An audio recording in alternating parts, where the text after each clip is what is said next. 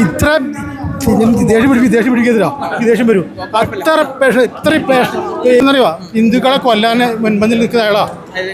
പിന്നെ കേരളം എത്ര വർഷം കൊണ്ട് ബിജെപിയുടെ കയ്യിലാവും അത് പറയുന്നത്?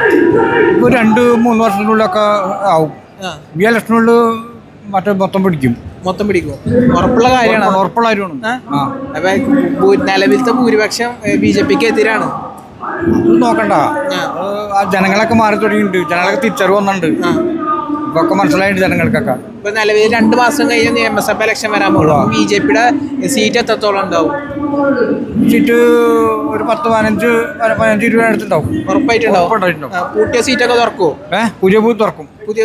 ഉറപ്പായിട്ടുള്ള അപ്പൊ ആരൊക്കെ ആയിരിക്കും വരിക സ്ഥാനത്ത്? 4 എണ്ണം എന്തായാലും നമുക്ക് കറക്റ്റ് പറയാനായിട്ട് ഉണ്ട്. നമ്മുടെ ശോഭസുരേന്ദ്രൻ നിൽക്കുന്നിടത്ത് പേര് കിട്ടില്ല, സ്ഥലം കിട്ടില്ല. വേറെ ചോദിച്ചോട്ടെ, അതായത് ബിജെപിയുടെ പ്രതിനിധിയായിട്ട് കേരളത്തിന് മുഖ്യമന്ത്രിയായിട്ട് വരുന്ന ഒരു എന്ന് പറയും, ഏത് വർഷം പറയാൻ പറ്റും?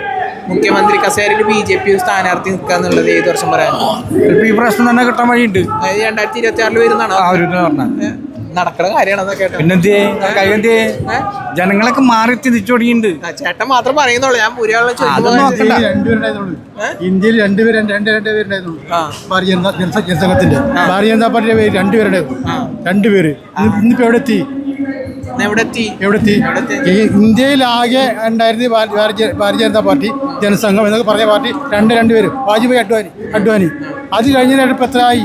ഇപ്പം ഇന്ത്യ ഭരിക്കുന്ന വാജ്പേയി, ഈ അഡ്വാനിയാണ് ബിജെപി ഭരിക്കുന്നത്. കേരളത്തിൽ എന്തുകൊണ്ട് ഭരിച്ചുകൂടാ? കേരളത്തിൽ ഇതിനു മുമ്പ് ഉണ്ടായിരുന്നില്ല, ഒന്നുമില്ലാതെ പ്രസ്ഥാനമായിരുന്നില്ലേ? ഇപ്പം എവിടെ എത്തി? ഇപ്പം എന്തുമാത്രം മാറ്റം വന്ന്, ഒരുപാട് മാറ്റം വന്നില്ലേ? ഞാൻ വേറെ കാര്യം ചോദിച്ചോട്ടെ, ഒരു ബിജെപി പ്രവർത്തകൻ നിലയിൽ പിണറായി വിജയന്റെ 10 വർഷത്തെ ഭരണം എങ്ങനെയുണ്ട്? ഇത്ര ദേഷ്യം പിടിക്കത്തില്ല, ദേഷ്യം വരും. ഇത്രയും പ്രശ്നം പിടിച്ച പ്രശ്നമാണ് വേണ്ടിയിട്ട്. ഇത്ര നീചമായ സംഭവം ഉണ്ടായിട്ടില്ല. കാരണം ഹിന്ദുക്കൾ എന്ന് പറഞ്ഞാൽ ഹിന്ദുക്കളുടെ ആശയം എന്ന് പറഞ്ഞാൽ ശബരിമല. ആ ശബരിമല കൊള്ളടിച്ച പാർട്ടിയില്ലേ വിജയന്റെ പാർട്ടി?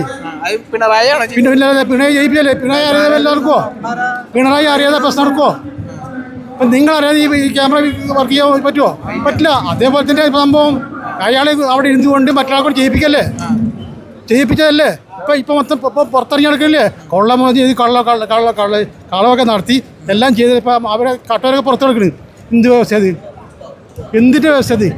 കട്ട കള്ളന്മാരൊക്കെ പുറത്ത് നടക്കപ്പോൾ ഇതിനെ പേര് പറയുന്നില്ല. ഇപ്പം നടക്കില്ല. ചാനലർക്ക് അറിയാം. സംശയിക്കാനൊന്നുമില്ല.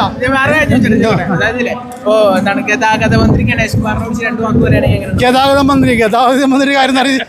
പണ്ട് ഈ മറ്റേ ഗണേഷ് കുമാർ നല്ല വ്യക്തിയായിരുന്നു. കാരണം കേരളത്തിലെ ട്രാൻസ്പോർട്ട് കോർപ്പറേഷനെ കള്ളത്തരങ്ങൾ പുറത്തു വന്നു. ഇപ്പോഴോ നേരെ മറിച്ചായില്ലേ? എത്ര കേസ് ഉള്ളൂ. അതായത് തൽക്കാല കാര്യത്തിന് അമ്മനെ കൊല്ലാൻ സംഭവം. ഗണേഷ് കുമാറിന്റെ നല്ലൊരു മാന്യതയുള്ള വ്യക്തിയാണ്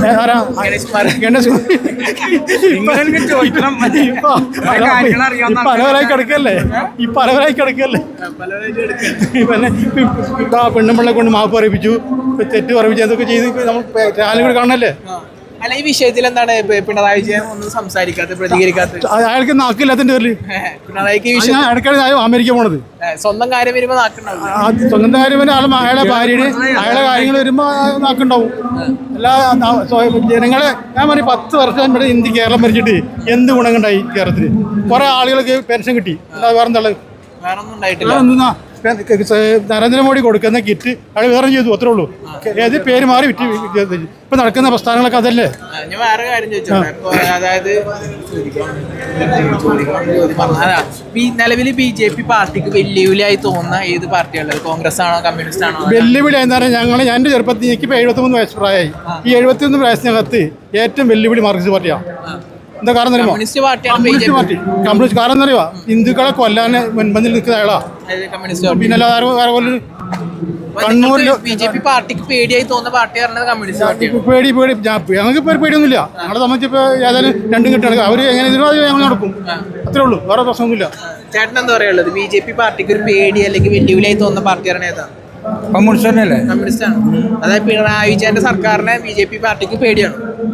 ബി ജെ പിക്ക് പേടിക്കുന്ന BJP പേടിയൊന്നുമില്ല. വെല്ലുവിളിയായി തോന്നുന്ന നിങ്ങൾക്ക് ഞാൻ ചോദ്യം എനിക്ക് മനസ്സിലായില്ല, ഞാൻ പറയാൻ വന്നത്. അതായത് BJP പാർട്ടിക്ക് വെല്ലുവിളിയായി തോന്നുന്ന നിലവിലത്തെ കേരളത്തിലെ പാർട്ടിയാണ് ഏതാ? വെല്ലുവിളിയായിട്ട് തോന്നുന്നു പാർട്ടി നിങ്ങൾക്ക് വെല്ലുവിളിയായിട്ട് പോയി യാതൊരു പാർട്ടിയും കേരളത്തിൽ ഇല്ല. ഈ പ്രാവശ്യം ഒട്ടും തോന്നല്ല. ഒന്നും തോന്നില്ല. ആരും പേടിയില്ല. ഇല്ലില്ല, ആരും പേടിയില്ല. ആരും പേടിയില്ല. ഈ പരിപ്പ് ഈ കാലത്ത് വേവരാന്ന് പറഞ്ഞ പാർട്ടിയാണ് മാറിയത്. പാർട്ടി ഏത് ഈ പരിപ്പ് ടാങ്കിടിക്ക് ഇവിടെ സംഘം കൊണ്ടുവന്നപ്പോൾ പറഞ്ഞത് ഈ പരിപ്പ് വെള്ളത്തിൽ വേവിലാന്ന്. ഇപ്പൊ കേരളത്തിൽ എത്ര ശാഖയുണ്ട്, അറിയാമോ? ഇതൊക്കെ എന്താ പറയാ, അതൊക്കെ പുരോഗതിയാണ്. അത് ജനങ്ങൾ മാറി മാറി ചിന്തിക്കാൻ തുടങ്ങി. ഞാൻ വേറെ നിലവിലില്ലേ ഇപ്പൊ കൂട്ടത്തിലെ മാന്യം എന്ന് പറയുന്നത് ആരാണ്? രാഹുൽ മാങ്കൂട്ടാണോ അതോ ഗണേഷ് കുമാറാണോ?